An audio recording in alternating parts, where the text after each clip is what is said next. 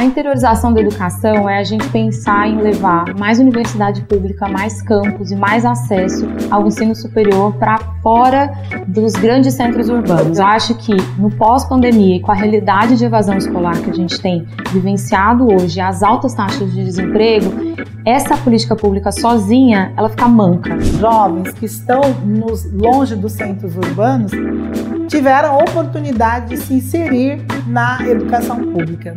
Por outro lado, falta incentivo para que os doutores recém-concursados permaneçam nessas instituições.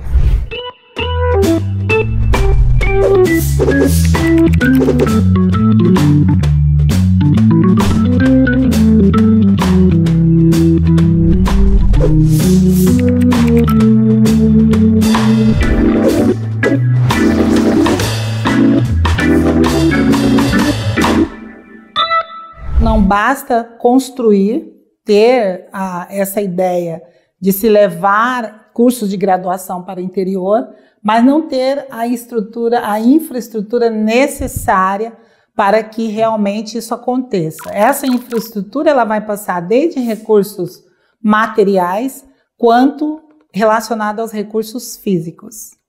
Eugênia, eu acho que eu fico pensando uma outra coisa também, que é a gente sempre trazer essa ideia que eu acho formidável. A gente precisa muito tirar as pessoas desse aglomerado que virou os centros urbanos, que só fomenta a desigualdade. Mas como é que a gente faz para fazer com que esse campus esteja conectado agora, no presente, com o futuro? Porque a gente já tem várias pesquisas mostrando que os jovens de hoje vão trabalhar com profissões que ainda nem existem, e muitas vezes essas universidades fora das capitais, elas são quase mecanicistas. Você está sempre ali formando um engenheiro mecânico, e até quando a gente vai formar engenheiros mecânicos que cada vez mais fomenta a desigualdade, fomenta o desemprego, uma educação precarizada para uma população precarizada que se conecta com um trabalho precarizado e um destino precarizado.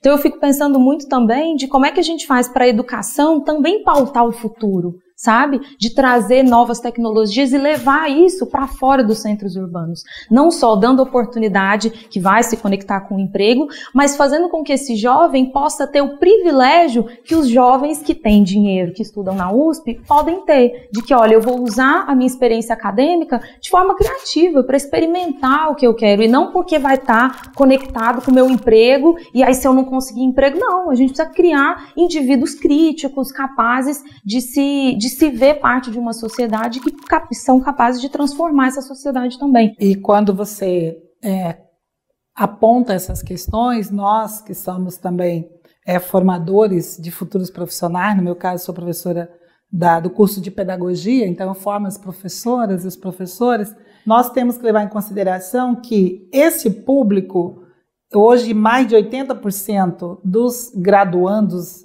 das universidades públicas são filhos da classe trabalhadora. E esses jovens, muitas vezes, eles permanecem no mercado de trabalho e vão cursar o ensino superior no período noturno. Esta metodologia, esse projeto de curso, a didática utilizada nas aulas, não dão conta deste público que hoje está na universidade. Então, uma outra questão dentro do que você coloca é nós pensarmos também que esse projeto de curso, e não estou dizendo da pedagogia, mas todos os cursos, ele também está ultrapassado. As emendas, os autores que são trabalhados e a própria metodologia de aula. Nós poderíamos pensar no polo da interiorização da universidade. Então, os lugares onde não tem uma infraestrutura para que seja mantido uma universidade no modelo que nós pensamos de universidade, que é a universidade com restaurante universitário, que é a universidade com biblioteca, que é essa universidade como deve ser, com a quadra esportiva e tudo mais, nós poderíamos pensar em polos, né? Como é que esse aluno, esse jovem, ele pode permanecer onde ele está, e também levando em consideração de que os professores que passam nesses concursos, eles não permanecem, né, nesses lugares, porque são longínquos, muitas vezes ônibus é difícil, tem uns que foram até de barco, que eu conheço na minha região, o professor atravessava o rio de barco para poder dar aula. A gente poderia pensar em polos, né, que fizesse uma metodologia diferenciada das disciplinas e que os professores fossem até esses polos ministrar as aulas, como, por exemplo, escolas, né? Nós temos as escolas estaduais, muitas escolas que estão fechadas no período noturno, né? Poderia ser mais um ponto para a gente colocar como possibilidade de política pública, de repente, né? Sim. Eu acho que tem uma questão aí que é muito relevante, que a gente aprendeu na pandemia aos trancos e barrancos com muita dor, que foi o ensino híbrido.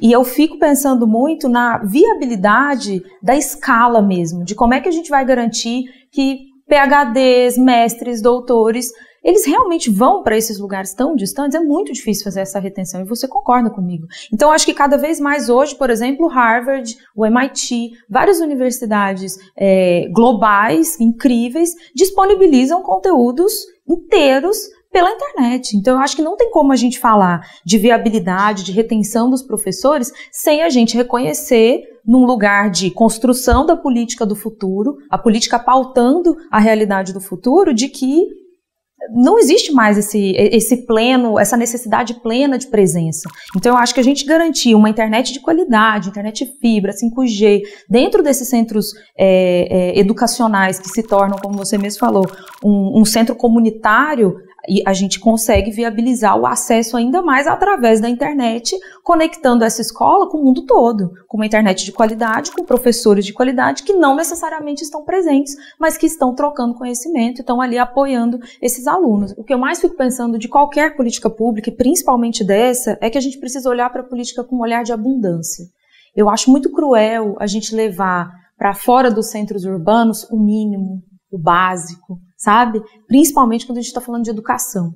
Então, na minha percepção, a gente precisa de um monte de política pública junto com essa para fazer com que ela pare em pé, para fazer com que ela faça sentido.